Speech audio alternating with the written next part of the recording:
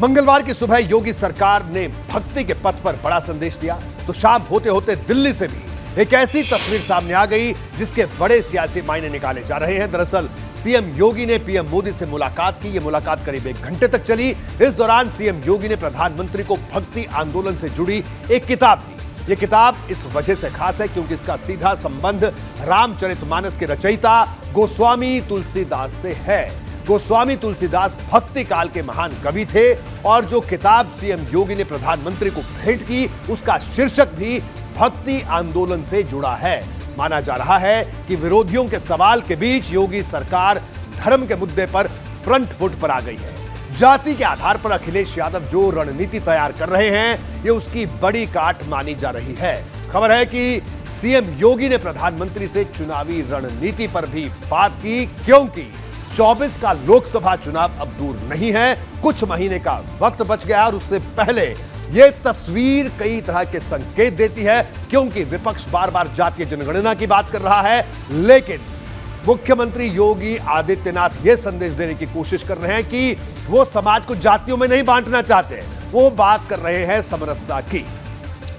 बदलते वक्त के साथ कदम मिलाने की जरूरत सियासतदानों को भी होती है, इसलिए भाजपा के साथ कांग्रेस को पानी पी पी कर कोस रहे अखिलेश यादव की पार्टी ने राष्ट्रीय राजनीति को लेकर अपना गियर शिफ्ट कर दिया है। आज दिल्ली में 16 विपक्षी दलों की बैठक में सपा के महासचिव रामगोपाल यादव भी शामिल हुए। कांग्रेस के राष्ट्रीय अध्यक्ष मल्लिकार्जुन खड़गे ने यह बैठक बुलाई।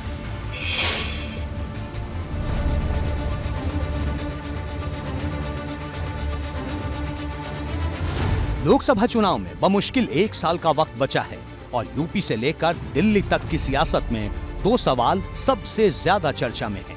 पहला, क्या तीसरे मोर्चे का गठन होगा?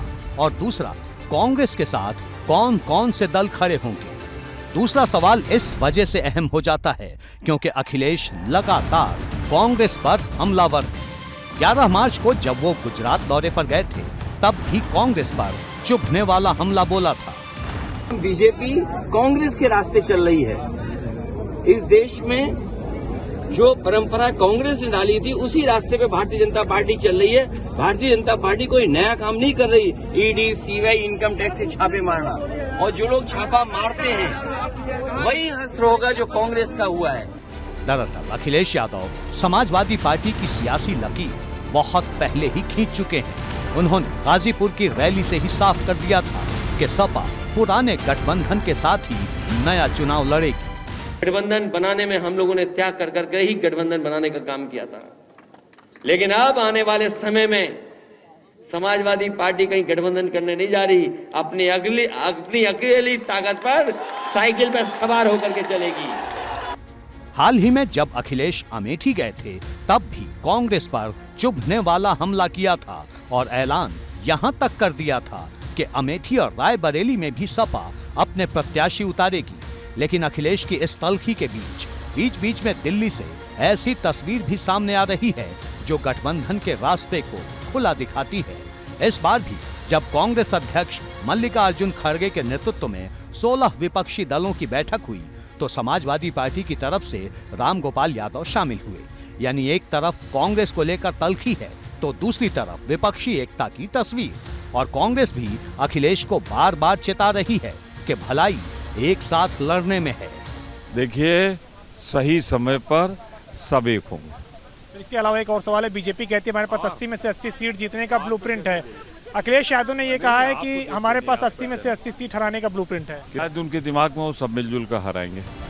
कांग्रेस के साथ जाने या न जाने को लेकर यूपी की सियासत में भारी मतभेद है क्योंकि अखिलेश कई बार कांग्रेस पर हमला कर चुके हैं, लेकिन पार्टी के ही कई नेता या गठबंधन के सहयोगी दल कांग्रेस को लेकर सॉफ्ट दिखाई दे रहे हैं। जयंत चौधरी का एक बयान भी इन दिनों खूब चर्चा में है। नेशनल लेवल पे जब बात होगी, कई राज्यों में और भी पार्टियां हैं जो लाइक माइंडेड पार्टीज हैं, कुछ ना कुछ एक स्थिति बनाएंगे। प्रीपोल हो या पोस्ट पोल हो, प्रीपोल हो तो बेहतर होता है क्योंकि फिर मुद्दों पे आप एक मत बनाकर जनता के सामने जाते हैं। मैं तो यही कहूँगा कि मुद्दों के आधार पर गठबंधन होना चाहिए, मुद्दों के आधार पर, और विपक्ष की एकता को कायम होना चाहिए। तभी हम जनता को इस अजाब से छुटकारा दिला सकते हैं।